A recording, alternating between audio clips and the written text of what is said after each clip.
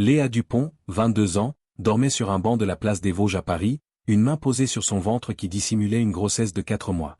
Ses parents l'avaient chassée de la maison en découvrant sa grossesse, la traitant de honte pour la famille.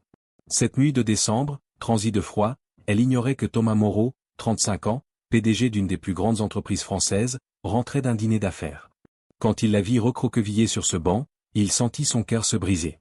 Il ignorait que cette jeune femme sans abri deviendrait celle qui bouleverserait à jamais sa vie vide et sans amour.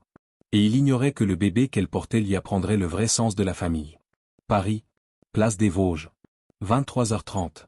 Les lumières dorées des réverbères illuminaient les pavés humides de la pluie de décembre, tandis que l'air froid apportait le silence d'une ville qui s'apprêtait à s'endormir. Mais pour Léa Dupont, 22 ans, ce ne serait pas une nuit de repos. Léa était recroquevillée sur un banc en bois, sa veste légère étant bien insuffisante pour la protéger du froid parisien. D'une main, elle protégeait son ventre qui dissimulait un fœtus de 4 mois, tandis que de l'autre, elle serrait contre elle un sac à dos usé contenant tout ce qu'elle possédait au monde. Quelques vêtements, une photo de famille et 40 €. 3 semaines plus tôt, sa vie était tout autre. Elle étudiait les lettres à l'université Paris-Sorbonne, vivait chez ses parents dans le 16e arrondissement, et un avenir prometteur s'offrait à elle. Puis vint le test de grossesse positif, et tout s'écroula comme un château de cartes. Le docteur Dupont, chef du service de chirurgie cardiaque à l'hôpital Lariboisière, lui avait crié qu'elle était une honte pour la famille. Sa mère, Isabelle, plus préoccupée par ses amis du club de tennis, l'avait mise à la porte sans même la laisser prendre toutes ses affaires. Et le père de l'enfant, Julien, avait disparu du jour au lendemain dès qu'il avait appris la nouvelle. Alors que le froid se faisait plus pénétrant, Léa ferma les yeux et caressa doucement son ventre, murmurant des mots réconfortants au bébé qu'elle portait. C'est alors qu'elle entendit des pas s'approcher sur les pavés. Un homme en costume élégant s'arrêta devant son banc. Grand, environ 35 ans, les cheveux bruns légèrement grisonnants aux tempes, son regard intense se posa sur elle avec une inquiétude sincère. « Mademoiselle, tout va bien ?» demanda-t-il d'une voix grave. Léa se redressa, gênée, et répondit qu'elle se reposait simplement. Mais l'homme, qui se présenta comme Thomas Moreau, comprit aussitôt qu'elle avait dormi dehors. Lorsque Léa admit qu'elle n'avait nulle part où aller, Thomas ressentit une oppression à la poitrine. Cette année, il avait conclu des contrats à plusieurs dizaines de millions d'euros avec sa société de technologie, mais jamais il n'avait vu un tel désespoir dans les yeux d'une jeune femme de 22 ans. Thomas prit alors une décision qui allait bouleverser leurs deux vies. Il lui proposa de passer la nuit dans son appartement. Léa, après avoir contemplé la place déserte et senti le vent glacial s'engouffrer dans son manteau, accepta avec méfiance. En se dirigeant vers l'appartement de Thomas, aucun des deux ne se doutait que cette nuit marquerait le début d'une histoire qui changerait tout. L'appartement de Thomas, situé en plein marais, contrastait fortement avec la froideur du banc, il était chaleureux, élégant et accueillant. Léa, encore méfiante, restait sur le seuil tandis que Thomas allumait les lumières et montait le chauffage.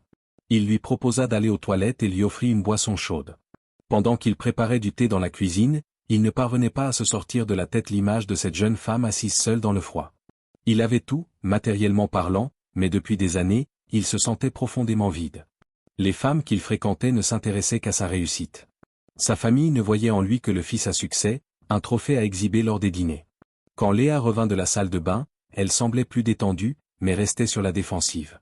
Thomas lui expliqua qu'il savait, lui aussi, ce que c'était que de se sentir seul malgré les apparences. Léa le regarda avec incrédulité. Comment un homme aussi riche pouvait-il se sentir seul? Thomas posa sa tasse et lui répondit doucement, les biens matériels ne comblent jamais le vide. Après avoir hésité un long moment, Léa décida d'être honnête avec cet homme qui lui avait témoigné plus de gentillesse en une heure que sa propre famille en des semaines. Elle lui révéla qu'elle était enceinte. Thomas ne sourcilla pas. Il lui demanda simplement comment c'était arrivé, et si sa famille était au courant. Léa expliqua tout, ses parents qui l'avaient jeté à la rue, le père de l'enfant qui avait disparu. Thomas sentit la colère monter doucement en lui. Comment pouvait-on être aussi cruel envers sa propre fille? Il lui dit calmement qu'il ne croyait pas que l'amour soit jamais une honte, et que ce qu'elle portait en elle, c'était justement de l'amour. Pour la première fois depuis des semaines, Léa sourit. Lorsqu'il lui demanda quand le bébé naîtrait, elle répondit que ce serait dans 5 mois, en avril. Thomas prit alors une décision qui le surprit lui-même par son impulsivité. Il lui proposa de l'héberger le temps nécessaire. Léa protesta aussitôt, disant qu'elle ne pouvait pas accepter une telle chose d'un inconnu. Thomas lui répondit avec sincérité, « Ce n'est pas de la générosité. C'est un échange. Vous possédez quelque chose qui m'a toujours manqué, le courage d'aimer inconditionnellement. Et moi, j'ai quelque chose dont vous avez besoin. Peut-être que nous pouvons nous entraider. » Léa arpentait nerveusement la pièce, une main posée sur son ventre. Le bébé avait besoin de stabilité, de chaleur, de soins médicaux. Son orgueil lui criait de refuser, mais son instinct maternel lui soufflait que c'était peut-être la bouée de sauvetage qu'elle attendait. Lorsque Thomas lui promit que si les choses ne fonctionnaient pas, il l'aiderait à trouver un logement, mais qu'il ne la laisserait jamais plus dormir sur un banc, Léa perçut une sincérité absolue dans ses yeux. Elle accepta, à une seule condition, seulement jusqu'à ce qu'elle puisse subvenir à ses propres besoins. Thomas sourit, se sentant enfin utile pour la première fois depuis des années. « Bienvenue chez toi, Léa. » Les premiers jours chez Thomas furent étranges pour tous les deux.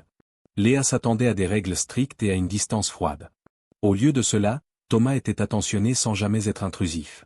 Le matin du 3e jour, Léa se réveilla avec de fortes nausées qui la poussèrent à se précipiter aux toilettes. Thomas l'entendit et se précipita pour lui apporter de l'eau fraîche et des biscuits secs, exactement ce dont elle avait besoin. Lorsque Léa lui demanda, surprise, comment il savait quoi faire, Thomas rougit légèrement et avoua avoir passé une partie de la nuit à faire des recherches sur Internet sur la grossesse. Il voulait être prêt à l'aider. Léa resta sans voix. Cet homme, à la tête d'une entreprise de plusieurs centaines d'employés, avait consacré ses nuits à étudier comment prendre soin d'elle. « Pourquoi faites-vous tout ça pour moi ?» finit-elle par lui demander. Thomas s'assit prudemment en gardant une distance respectueuse. « Ma vie était parfaite en apparence, l'argent, le succès, la reconnaissance. Mais le soir, en rentrant ici, je ne trouvais que des pièces vides où résonnaient mes pas. » Il marqua une pause, puis reprit. « Quand je vous ai vu sur ce banc, j'ai vu quelqu'un se battre pour quelque chose de réel, musique pour un amour pur et inconditionnel. Et j'ai compris que c'était précisément ce qui manquait à mon existence. Mais je ne peux pas vous donner une famille, dit Léa, confuse.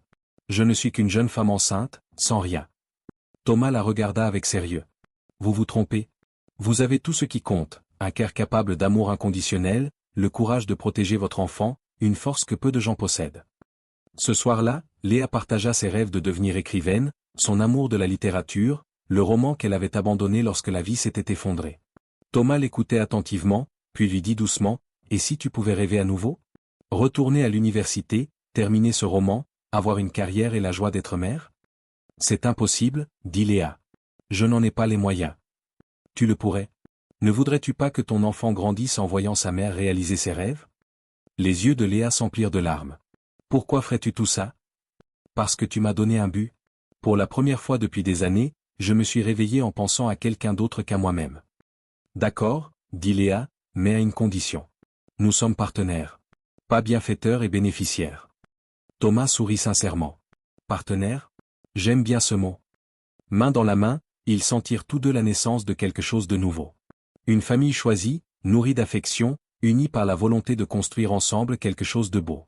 2 mois plus tard, la vie de Léa avait radicalement changé. Elle s'était réinscrite à la Sorbonne et avait repris l'écriture de son roman. Thomas avait transformé une chambre en une chambre de bébé idéale et l'accompagnait à tous ses rendez-vous médicaux. Le jour de l'échographie pour connaître le sexe du bébé, ils étaient tous deux fous de joie.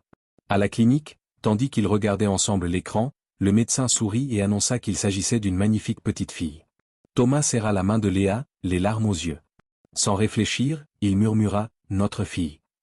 Léa le regarda à cet instant, et réalisa qu'elle était tombée amoureuse de lui, non par gratitude, mais pour l'homme extraordinaire qu'il était vraiment. Ce soir-là, pendant le dîner, Léa trouva le courage de lui avouer ses sentiments. Elle lui confia qu'elle l'aimait pour la façon dont il la faisait rire, pour l'attention qu'il leur portait à toutes les deux, pour la façon dont il avait transformé son désespoir en espoir.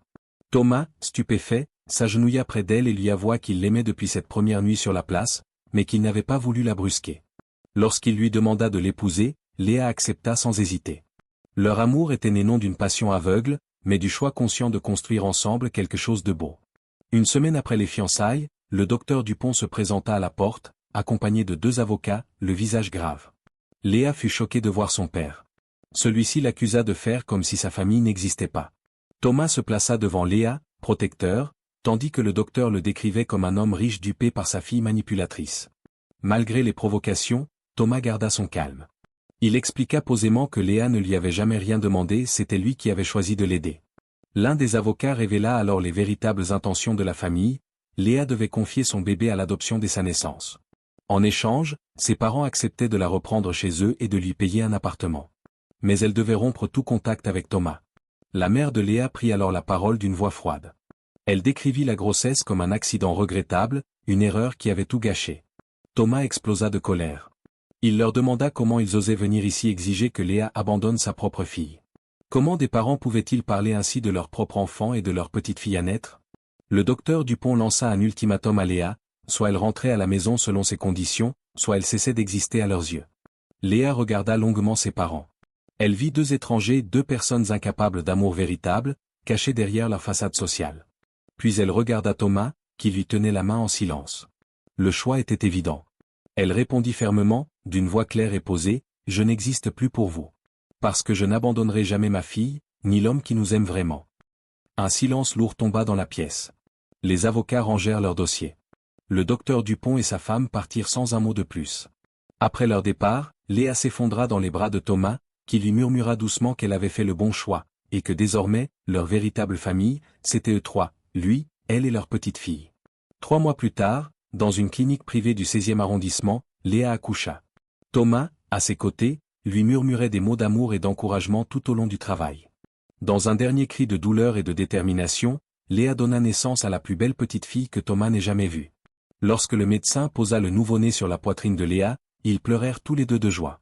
Léa murmura à la petite fille qu'elle était sa maman, tandis que Thomas lui caressait doucement la tête en déclarant, d'une voix brisée par l'émotion, qu'il était son papa.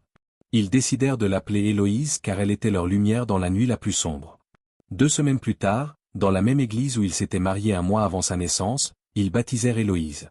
L'église était pleine des amis de Thomas et des camarades de Léa à la Sorbonne. Seule la famille biologique de Léa manquait à l'appel. En quittant l'église, Léa aperçut sa mère au bout de la rue, qui les observait de loin. Leurs regards se croisèrent un instant. Léa perçut du regret dans les yeux de celle qui l'avait élevée. Mais il était trop tard. Elle avait choisi sa famille. 1 an plus tard, dans leur nouvelle maison avec jardin en région parisienne, Thomas regardait Léa lire une histoire à Héloïse. Léa avait publié son premier roman Une histoire d'amour née du froid qui était devenu un best-seller en France. Se remémorant cette soirée sur la place des Vosges, Thomas confia à Léa qu'il repensait souvent à ce moment. Elle sourit et répondit que c'était le destin, et qu'il les avait sauvés tous les deux. Thomas la corrigea doucement, « C'est vous qui m'avez sauvé. » À cet instant, Héloïse rit et pinça le nez de Thomas de ses petites mains potelées, prononçant distinctement son premier mot, « Papa ». Léa et Thomas se regardèrent, les larmes aux yeux. Héloïse aimait Thomas comme un vrai père, et il les aimait toutes les deux plus que tout au monde. Leur histoire a prouvé que la famille ne se définit pas par les liens du sang, mais par l'amour. Que parfois, il faut tout perdre pour trouver ce qui compte vraiment. Et que le véritable amour ne connaît ni frontières, ni conditions, ni jugement. Léa avait perdu la famille qui l'avait élevée, mais elle avait trouvé la famille dont elle avait toujours rêvé, une famille fondée sur le choix, nourrie par l'amour, et bénie par le miracle d'une petite fille qui avait uni 2 cœurs solitaires. Tout a commencé par un geste de bonté, par une froide nuit de décembre. Lorsqu'un homme a aperçu une jeune femme assise seule sur un banc et a décidé que personne ne devrait être seul au monde. Si cette histoire vous a touché et vous a fait croire au pouvoir de l'amour inconditionnel, laissez un cœur ci-dessous. J'aimerais entendre vos histoires. Avez-vous déjà aidé un inconnu dans le besoin? Croyez-vous que la vraie famille est celle que l'on choisit? Avez-vous trouvé l'amour dans les moments les plus inattendus? Partagez vos expériences dans les commentaires, car chaque histoire d'amour et de générosité inspire les autres à ouvrir leur cœur. Abonnez-vous pour découvrir d'autres histoires qui prouvent que le véritable amour transforme tout. Et n'oubliez pas, un simple geste de bonté peut changer une vie à jamais.